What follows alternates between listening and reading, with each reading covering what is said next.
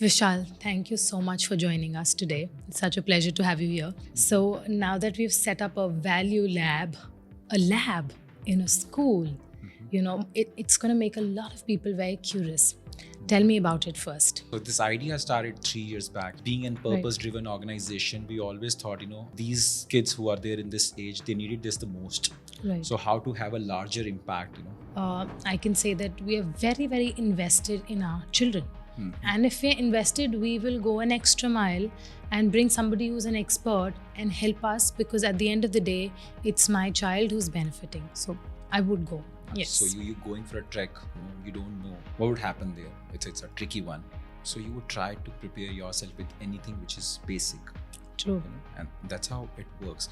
Tomorrow we don't know what kind of jobs would come, or how AI would replace us or how it could help us. I would say, lucky me, I'm blessed with so many good principals whom I met, and they supported not the idea, but they gave me free hand. Then I came up with the idea where I wanted, schools to trust me, like a robotic lab, AI lab. Let's have a value-based education lab, maybe a mental wellness lab, a social well-being lab.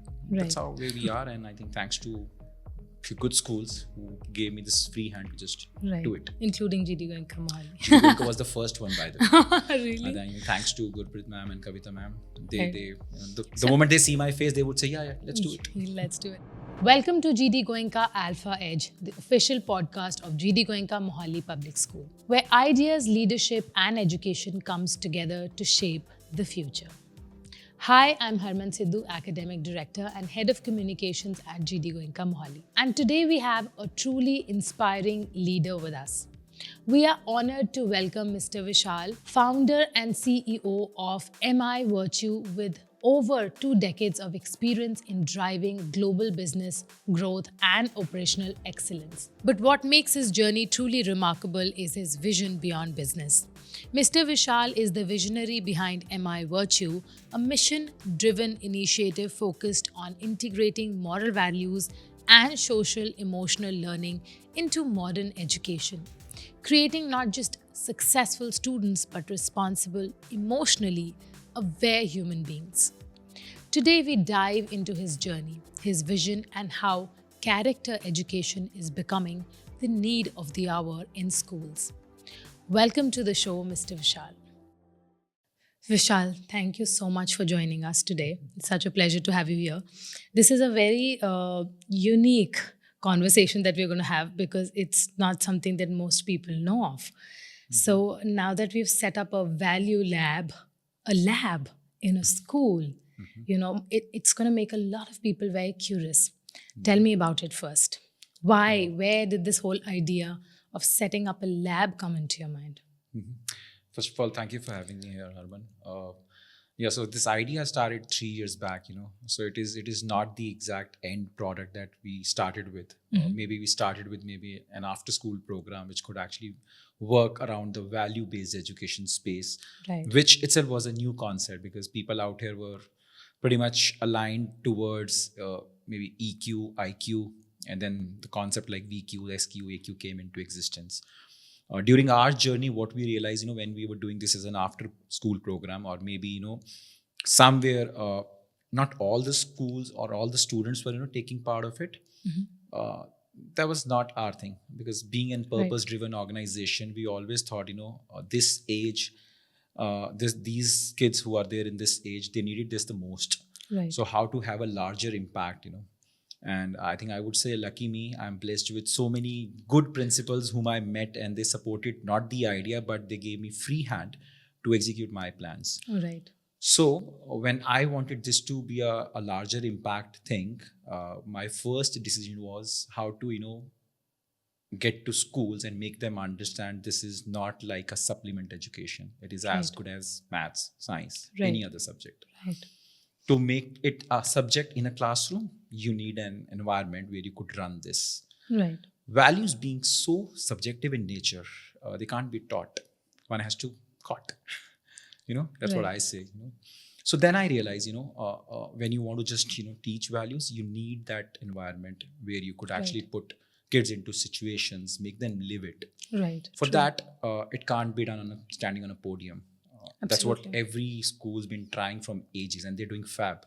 Still, The absorption was super. I mean, I would say very less. Then I came up with the idea where I wanted, schools to trust me, like a robotic lab, AI lab. Let's have a value-based education lab, maybe a mental wellness lab, a social well-being lab, where kids could actually come and experience it. Right. To make it an immersive learning, they should just absorb it from the aura of it. That's Right. how where we are, and I think thanks to few good schools who gave me this free hand to just Right. do it. Including GD Goenka Mohali. GD Goenka was the first one, by the way. Really? And then, thanks to Gurpreet ma'am and Kavita ma'am, Right. the moment they see my face, they would say, yeah, let's do it. Let's do it. So it's the word value. Every time I speak to them, I think there is something very common between me, Kavita ma'am, and Gurpreet ma'am, the values. And here we are discussing the value lab. See, yeah. So, as education becomes more digital by 2025, why will human values matter more than ever? See, I think that there is no denial to the fact the way AI is coming, a lot of digital exposure is coming. Our kids are becoming very binary in nature. They just understand things 0, 1. Maybe they're running on some algorithm, but ultimately, so a lot of people, they are confused between how and why. AI can actually answer a lot of how. You say I'm feeling sick, I'm sad. They would just give you the calculation how this, how and that, how this, and how the tear would come out. But they still don't have an answer of why. Why can only be answered once you feel it. And Right. those feelings are actually, embedded in us when we understand values. Right. So hence I feel, it is becoming extremely critical for us to understand value system, the value Right. quotient, the social quotient. Nobody can replace that. Absolutely. True. What made you feel that future education needs something fundamentally different today? See, I think, maybe I'm just saying it for the 10th time, my daughter once didn't say thank you to Guardian. And I said, why didn't he say thank you? And she said, it's his duty. Wow. Now, that thought, gave me that, maybe a hint where I felt that, okay, no, this is not the future. So ultimately, one has to understand that, okay, for becoming maybe a compassionate person, one has to understand this value as a system. I think where we are heading towards, maybe we are heading towards brilliant minds, but compassionate hearts, we are lacking there big time. Do you think parents really are observing their children today? They do, but they They're don't want to. monitoring or observing? No, so they're doing both. Actually, they're doing both. But the problem is not whether they're doing it or not, or some people are doing observation, some people are going towards monitoring. They're not acting on it. That is That's the the biggest miss. concern. Right. Though they have understood the problem, they're not happy. They're just letting it go. And once they reach the stage where it becomes, kind of where they can't cure it, and then they're getting into panic state. And they don't have competency enough to just manage it at that point in time. How do you think what kind of role can a school play? We've been reading a lot of moral science books when we were growing up. I don't know how much sense did that make, but today's time, how do you think schools can make an impact? So first of all, they are playing very crucial role. For me, the first question is whether they accept the fact that they need this. The good part is 100%. I think now I would say 100% schools, they have understood the fact that, okay, they need this the most. Before, even before robotics, coding, be it sports, be it maths, science, now the only thing which is changing in a recent time is schools are okay with the fact if somebody can actually, join hands, maybe a hand in glove approach, and Right. can support them. Right. They're okay to accept those people. They're okay Right. to accept those kind of companies. They're okay to Right. accept those kind of setups, which is a very big change. Yes, it is. And I think, see, ultimately, we all are working on one category of people. I would just say kids, Right. and we both want to achieve the same goal. True. So saying that, okay, you versus I would not help. Right. But now school is changing that thing. So they are Right. okay to accept the fact that, okay, somebody else can actually, build on what they are teaching. Right. They have 10 things on their platter. True. I live, breathe my virtue. So they are giving that. Schools are very overwhelmed. I mean, parents don't even see 1/10 the part of how much overloaded the school is, trying to do the best they can in their capacity for the children. Right. And now, 100%. as a parent or as a school, I can say that we are very, very invested in our children. And if we're invested, we will go an extra mile and bring somebody who's an expert and help us, because at the end of the day, it's my child who's benefiting. So I would go that extra mile. Yeah. Right. I second you on this one. How does value education prepare children for a world we can't fully predict yet? So I guess answer to this question is within the question. We can't actually Predict. we don't know. Yes. So you going for a trek, you don't know what would happen there. It's a tricky one. So you would try to prepare yourself with anything which is basic. True. And that's how it works. Tomorrow we don't know what kind of jobs would come, how AI would replace us or how it could help us. There would be a lot of competition. We don't know. But the only thing that we could build is anything that happens, we should be strong enough to sail through. True. So once you build that resilience, you Right. can actually manage any and every situation. True. But if we don't build that resilience, it'll become trickier, Right. and then predictability will hit you harder. This is what You I believe. also have a daughter, right? Daughter, That's you said. right. Yeah. I want to ask you as a parent, when you see a school, I mean, what is the value that you see in a school? I mean, what are the things that you would look for in a school? Currently, I see the trend and people are just interested in numbers, academics, what school is doing best, which school has the highest fees, which school is fancy, where are the other people going. That's the kind of criteria. People have boards, people are super fascinated. Let's do IB, let's do ICSE, let's do CBSE, all of that. What would you see in a school if you were to get your child admitted to one? So I think for me, it's a very recent experience. So I was in Gurgaon 3 years back. When I moved here, I think one consideration: school who is open to the ideas, school Right. who is actually not becoming two parties when it becomes parent versus school. They are just contributing to the success of a kid. They're trying anything and everything to ensure that kid gets what he or she is supposed to get. Right. They are open to accept the mistake. We did this last year, didn't work. Now we're Right. changing it. Rather, Right. they are saying that we started this, and because we said so, it'll make more sense and it has Right. to stay. So schools who are trying new things, open to the idea, contributing to the success of a kid. Right. I think one thing which is changing, maybe I would just put it on a parents, and I would just request every parent to just change this behavior. Parents are becoming consumer, Right. and school who starts fulfilling consumers' demand, then it becomes business, Right. which is True. a failure itself, isn't it? True. Yeah. So at GD Goenka also, as a whole team, when I see everybody, for us the child is important. We are trying our best to make things. I mean, this podcast also, like we're literally doing it for the parents. And I don't know which parent it would reach to. It would reach to somebody in the US and make a difference in their life. Because I feel like thanks to social media, there is information, but there's also a lot of misinformation, Oh, yeah. a lot of broken information. You get it in bits and bits, and then your mind just processes it the way it likes. And so we thought that this would be the best idea to reach out to parents who are bringing up a generation. We are raising the children ahead. But when we are not raised ourselves, we may be, as every time I speak to Gurpreet ma'am, I always tell her, ma'am, we are not just raising these children, we are also raising a community of parents. I agree. And if we are all together in this, I am certain my children will do the best in life, no matter what situation they are left in. So I second you on that's this one. Yeah, 100%. I'll just add on to I think it is extremely critical to ensure that parent is part of this journey, Right. because if they are not, anything that maybe school is doing, or maybe a company like MiVirtue is doing, but ultimately still a lot of absorption, a lot of things they're learning from their parents.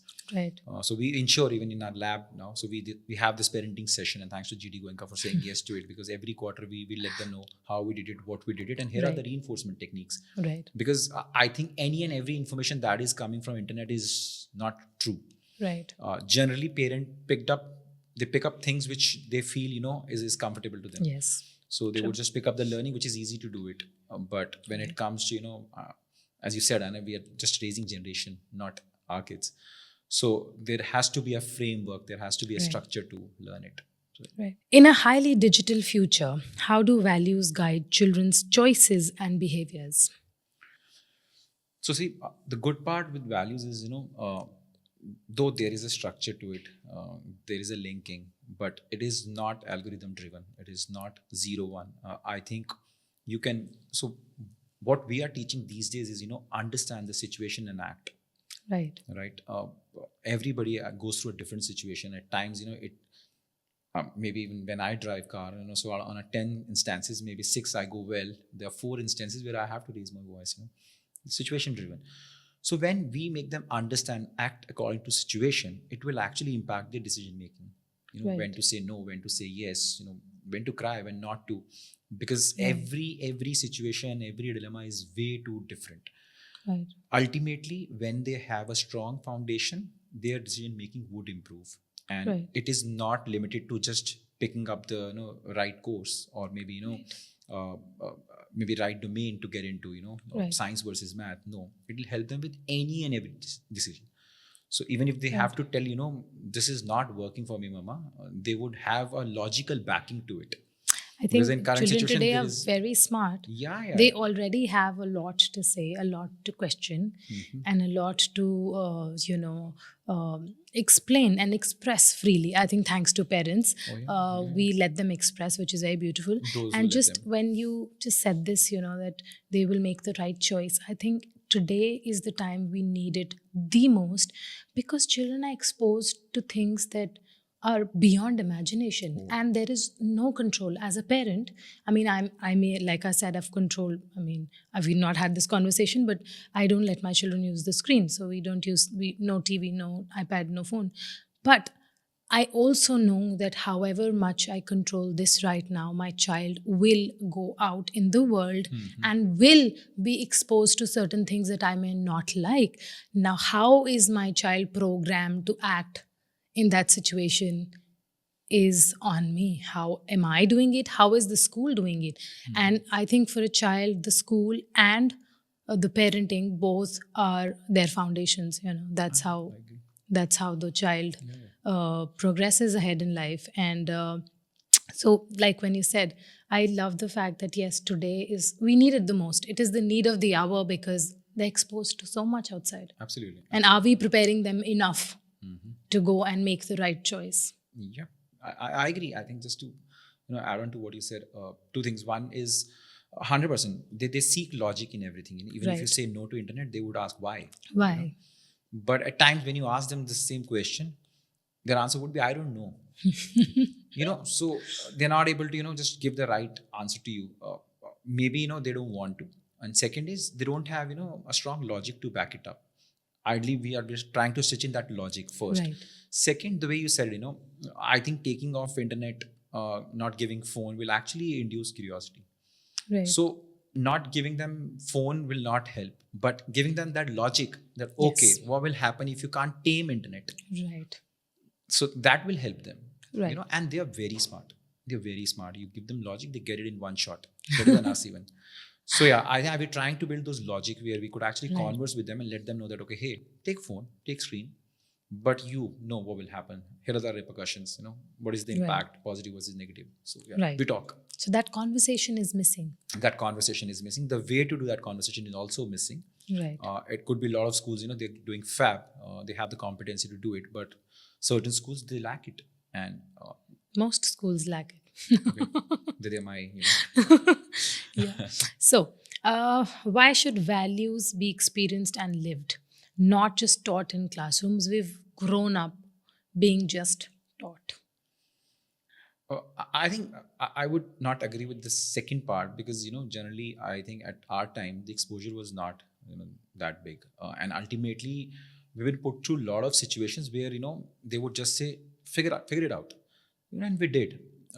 But in current situation, the kind of exposure they have, if they know the concept of anxiety, they have it. If they know the concept of depression, they have it. Back then, that was not there, But to answer your first question, so swimming, maybe cycling, You're telling somebody, cycle has two wheels and the pedal and the handle and the bell. Will you learn to just ride a cycle? No. Same goes with the values. It Right. it should get into your muscle memory. Right. Same goes for swimming. And imagine if you know how to ride a cycle. I can give it you at the age of 80, still you would be able to, because that's Right. there in the muscle memory. True. Same goes with the value system. They Right. can be embedded. And I think, as I said, being there, done that, nothing beats that. So yeah, you live it to just learn it. True. How does value education help children manage pressure, comparison, and constant digital exposure? It's a trap. It is. So this comparison is a trap. I think it is so hard to actually come out of it. And once they are into it, God save them. So Right. now, currently, what I feel, before it gets into their mind, into the brain, they become hardwired. It is on us, our responsibility to make them understand there is no comparison, True. to make them understand the self-worth. The gratitude is not about showing gratitude to others and saying thank you to everybody. It is actually the gratitude is all about having your self-worth. True. Right. So once we talk about these things, ultimately it helps them with the decision making. And again, I'm coming Right. back to the same point where they have to make a quick decision whether this thing hurts me or not. Once they feel like it doesn't.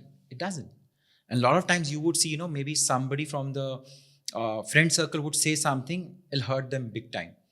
You say it won't, because they're hardwired to, understand in a way that, okay, because mom said it. And that is okay. Right. So that is one about the comparison, and the second factor is about the digital exposure. Ultimately, a lot of feed is coming from this internet, which is the epicenter of mostly all the problems, I would say. Right. And that is bad. I think it is helping us big time, but still the repercussion is bigger than the help. True. So once you make them understand how it works, how it can impact for a very long period of time, the journey will become tougher. They would have more tolls coming their way. Right. They will get it. So once Right. they're sorted there, you actually moving out the very big problem of all these traps. Right. So value-based education, I personally feel, and it's not because I am doing so, from any and every maths you calculate, it helps them come out of it. Do you also feel that schools should do more workshop with parents? Because sometimes, no matter how educated you are, there is no handbook for parenting. You just give birth and you're left with the child, and then the whole child's future, responsibility, behavior, action in the society, it all traces back to the parent. And now the parent is clueless, and the parent doesn't know how to respond. So when you were just talking about comparison, I just remembered that I have two daughters, and so my elder daughter is she's somebody who knows who she is, and she's very confident in her skin. So I keep doing these general checks on her and asking about things, and she's like, no mama, I like this about myself. She's a very confident child and happy in her skin. That's something that I like most. So my younger one said something to her, and so I asked her, I said, we have run through this and it didn't bother you before, and now that your sister said it, why is it bothering you? Because she's my sister. She said this to me. So she's howling and crying, and I'm sitting there confused, zapped, that how do I handle this situation? What do I tell my child? So these are times when I feel like there is not much help for parents. I agree. We struggle more than the children. I agree, and somehow I think if they're shaping up the way they are shaping up, I think We'll need more help. Yeah.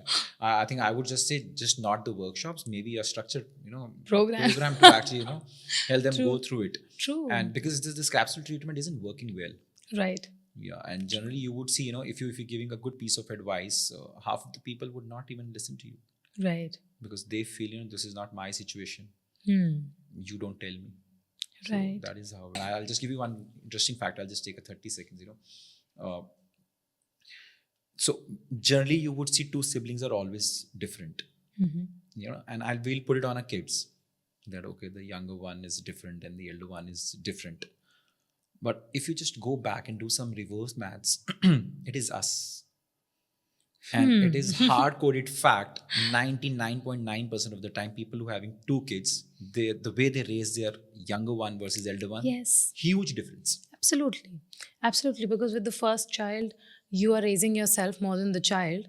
And then you learned parenting. So now you're a parent. Maybe a pro, And a yes, self-proclaimed now you're pro. parenting. Whereas with the first child, you're both learning. You're just learning, okay, this person's come into my life. I don't know what to do. So you're not really a parent with your first child. With your elder child, you're not a parent. You are a parent parenting responsibly your second child. See, it took me 10 seconds to make you understand it's on us. So It's yeah, on this, us. this is, and generally parents would start comparing their two kids, Yes. So she's smart, but the other one is not. Maybe she understands it really well. The second one, she doesn't. Ultimately, we did it. I never do that. I always, if I ever have to, draw a comparison between the two, I always say, I did this right with this one and I did this wrong with this one. Which is so good. Which is true. Yeah, taking an accountability is a good thing. Yeah. And I think it helps. Because once you take an accountability, you would be able to identify the fact that, okay, something is wrong and something needs a fix maybe. Absolutely. You will do it. Right? True. So my elder daughter was a very picky eater. She's still a very picky eater. Now the younger one eats very well. Now it's not on the child, it was me. It was me figuring it out all the way. It was me doing a lot of research before my second one was born. That, something was wrong. I did something wrong, or the situation was not appropriate. I have to make this work, and it did work. Yeah. So it's on us. I usually don't like to put it on but like you said, we see in schools all the time siblings being compared to each other all the time. All the time. Yeah. I think that's not fair on them, I would say. True. But to answer your question, 100%. So, maybe a small discussion that we had, it's a great learning for us. Right. So, yeah, parents, they do need some support. And they should accept the fact that, okay, they need support. That is another problem. Yes, that's a very important part. Most parents don't agree. What role do parents play in reinforcing values alongside schools in future education models? A very subjective answer. Very big role. See, the way we guys are moving, even if you start from a kid age, maybe 10, 11, who has a phone, and we've given the phone from a security per se, everybody has a different device, and the way they work on different devices is way too different. So different context, different things happening on the screen. So they are connected through Wi-Fi. But when it comes to, connecting through hearts, the only language that should work in a family is the value system. True. If that is missing, it is missing. Then you living in your own bubble, your own struggles, you would not open up. And once you will not open up, you would have less shoulders to lean on, less ears who could actually lend you ears to hear maybe. Right. And that will become a struggle. So parent has a very critical role to play to have that family time or maybe values. And if you were to just give me, say, an age group that, if parents miss that window, then there is no looking back. So in current state, 6 to 9 is the age group where we need to embed values, because post 9, kids start to have it's a preteen, as I label it now, because puberty is coming at 9 and a half, 10. Then they have a defined character. And unlearning is the toughest process. True. You just can't manage it, because then you become two parties. You just unlearning as adults is healing. Now. Okay. So the last question: if you look at education in 2050, what impact do strong values have on shaping responsible human beings? I think I would just want to define, maybe milestones. So we should see 2030 first, then 2040, and then 2050. Ultimately, the way we are heading, the future is actually, becoming so algorithm driven, as I said it before. Value system will be the only answer to so many questions. It will actually help you sail through situations. It'll help you have that resilience to cover all the aspects before you make a decision. Your behavior would not depend on it.